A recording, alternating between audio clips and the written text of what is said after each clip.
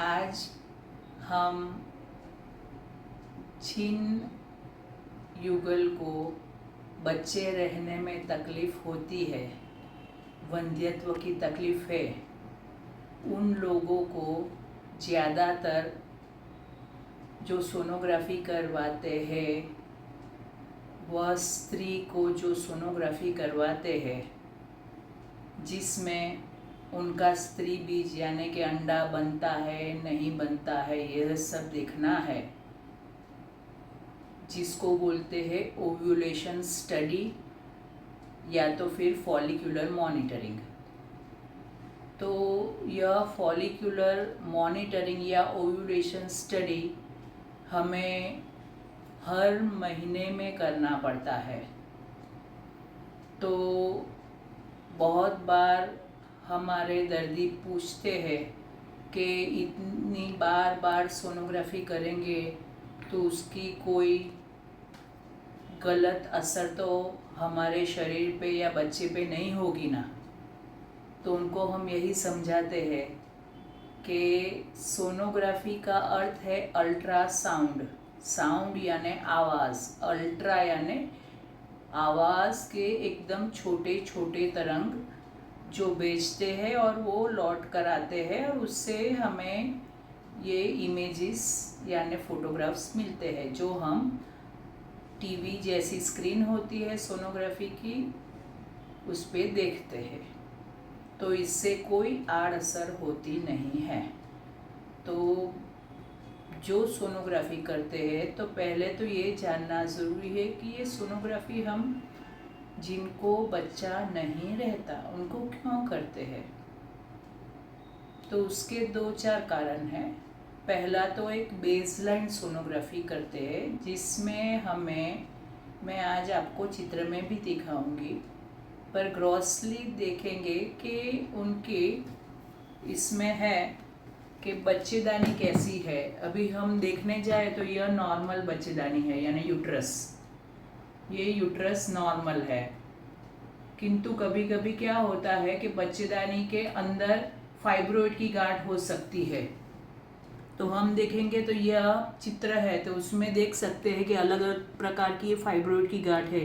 ये मासिक के लेयर के पास है फाइब्रॉइड की गांठ, ये बाहर की भाग में है फाइब्रॉइड की गांठ, बराबर।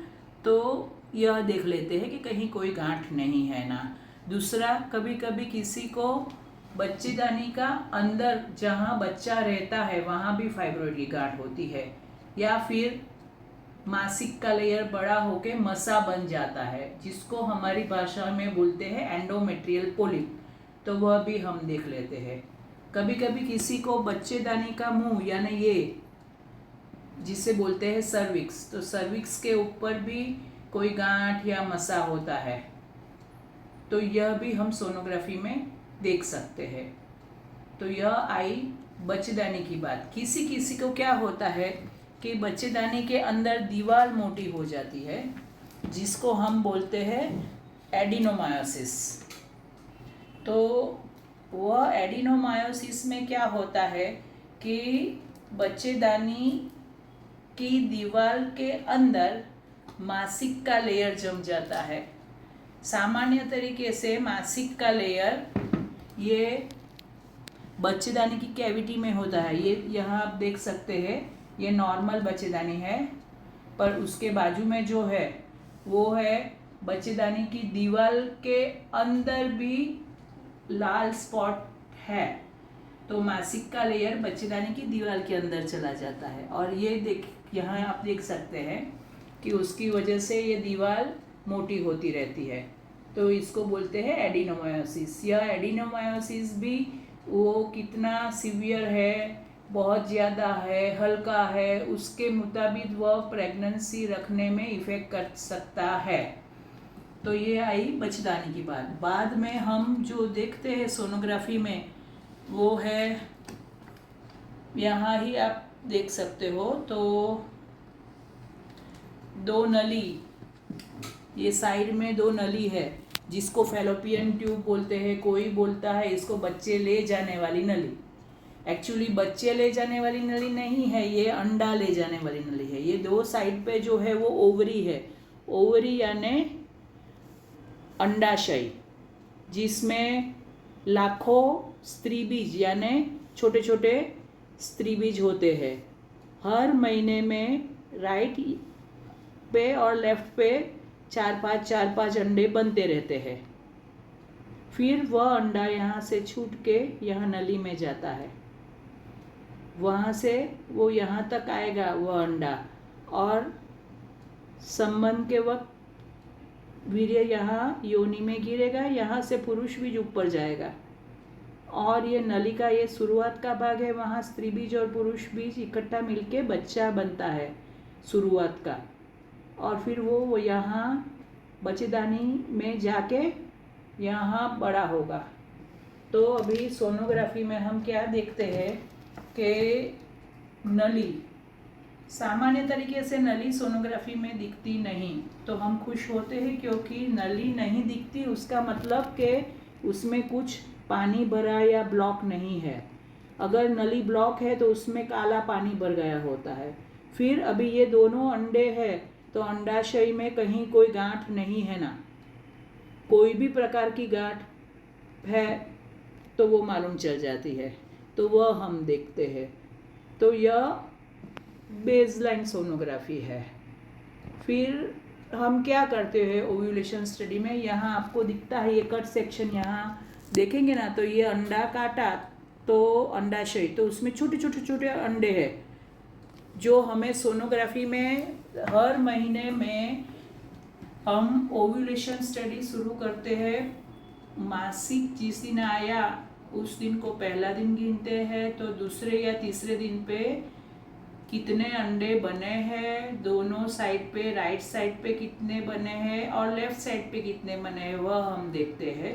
उसके बाद उसके मुताबिक हम स्त्री बीज अच्छा बने और स्टिमुलेट हो उसकी गोली देते हैं।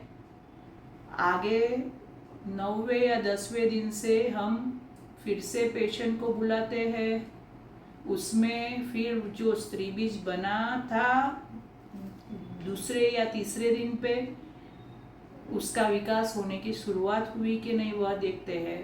फिर धीरे धीरे वह बढ़ता है, फिर उसका बढ़ता जाता है, पूरा एक छोटा गोला हो जाता है, करीबन 18 से 20-21 की मिलीमीटर की साइज होती है। तो हम बोलते हैं कि अभी यह अंडा छूटने का वक्त हुआ।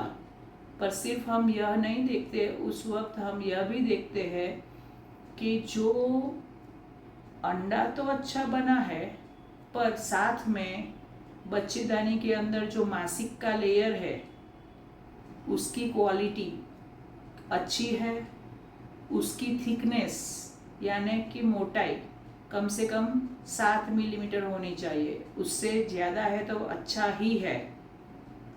ये इसलिए ज़रूरी है कि अगर मासिक का लेयर की थिकनेस अच्छी हो, उसकी क्वालिटी अच्छी हो, और उस वक्त हम यह भी देखते हैं कि वह मासिक के लेयर में ब्लड फ्लो कितना जाता है वह भी अच्छा हो, तो जो बच्चा है बनता है वह बच्चेदानी में रहता है, तो यह मासिक का लेयर उसको अच्छी तरह एक्सेप्ट करता है और यह मासिक का लेयर वो बच्चे को पोषण देता है और बच्चे का विकास करने में मददरूप होता है। इसलिए मासिक का लेयर भी अच्छा हो यह ज़रूरी है। और जब स्त्री भी छूटने वाला हो तो वह वक्त हम यह भी देखते हैं कि मासिक का लेयर तो अच्छा है पर बच्चेदानी का मुंह, जिसको हम सर्विक्स बोलते हैं, वह बच्चेदानी का मुंह खुलने की शुरुआत हुई है या नहीं, वो भी हमें सोनोग्राफी में दिखता है। जिन लोगों में यह बच्चेदानी का मुंह खुला दिखता नहीं है तो उन लोगों में हम दर्दी को समझाते हैं कि IUI यानी कि intra uterine insemination of husband semen, जिसमें हस्बैंड का वीर्य जिसमें से बाकी का जो पदार्थ है, लिक्विड है, वो निकाल देते हैं और उनके जो पुरुष बीज है वह लेते हैं लेबोरेटरी में स्पेशल टेक्निक से, और वह वीर्य का पुरुष बीज जो है वह मैं दिखा रही हूँ आपको। यहाँ आप देख सकते हो इसमें कि पुरुष बीज जो है वो हमने निकाल लिया अलग से। फिर छोटी थीन एक पतली नली है, उससे वह पुरुष बीज हम यहाँ रख देते हैं बच्चेदानी के एकदम ऊपर के पार्ट में। ये बच्चेदानी का मुंह बंद हो तब यहाँ रख देते हैं, इसको बोलते हैं IUI। ये आप यहाँ भी देख सकते हो कि जैसे पेशेंट को सुलाएंगे, फिर देखेंगे, फिर ये यहाँ रख देंगे। ये बच्चेदानी का मुंह बंद है, अच्छा खुला नहीं है, तब हम यह प्रोसीजर करते हैं। तो यह भी बहुत लोगों को ज़रूरत पड़ सकती है।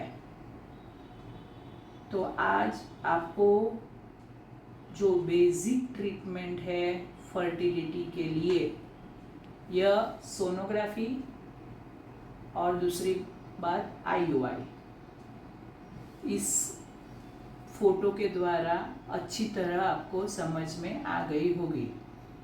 और दूसरी बात कि अगर वीर्य रखते हैं तो उसका असर 2 से 3 दिन तक रहता है। जब भी स्त्री बीज छूटने का वक्त होता है तब हम स्त्री बीज छूटने के लिए एक ह्यूमन गोनाडोट्रोपिन हार्मोन भी देते हैं, जिससे स्त्री बीज छूटे और मासिक का लेयर भी अच्छी क्वालिटी का रहे। तो इस तरह ओव्यूलेशन स्टडी में हम पहले मासिक के दूसरे या तीसरे दिन पे सोनोग्राफी करेंगे कि कितने अंडे बने हैं राइट साइड की ओवरी में और लेफ़्ट साइड की ओवरी में। उसके बाद करीबन 9वें या 10वें दिन पे हम सोनोग्राफी करेंगे कि यह जो स्त्री बीज यानी कि अंडे बने थे वह उनका विकास शुरू हुआ कि नहीं। उसके बाद उसकी साइज़ के मुताबिक 2-3 दिन छोड़ के फिर से हम सोनोग्राफी करेंगे। कब तक? जब तक उनका स्त्री बीज यानी कि ओवम रिलीज़ ना हो जाए, जिसको बोलते हैं ओव्यूलेशन हो जाए, तब तक हम यह सोनोग्राफी करते हैं। तो कभी कभी किसी का ओव्यूलेशन 12वें दिन पे होता है, किसी का ओव्यूलेशन यानी कि स्त्री बीज छूटना 16 से 18वें दिन पे होता है। जिनका मासिक चढ़ के आता है उनका 22-25 दिन पे भी यह ओव्यूलेशन यानी कि स्त्री बीज छूटने का दिखता है। तो तब तक हम सोनोग्राफी करते हैं और तब तक हमें ओव्यूलेशन स्टडी वह महीने की करने की ज़रूरत पड़ती है। और एक बात बहुत अच्छी तरह समझ लेना है कि जब भी हम कोई भी फर्टिलिटी की सारवार करा रहे हैं तो हमें मन से खुश और स्वस्थ रहना है, क्योंकि स्ट्रेस, हाय अब क्या होगा, ये महीने में होगा कि नहीं होगा, यह सवाल तो रहता ही है, पर उस पर ज़्यादा सोचने से, ओवर थिंकिंग से, तनाव से स्त्री बीज अच्छा नहीं बनेगा या छूटेगा भी नहीं। स्ट्रेस से जो स्त्री बीज छूटना चाहिए वह नहीं छूटता है। तो आप रिलैक्स रहिए, मन शांत रखिए और अपनी सारवार कराइए।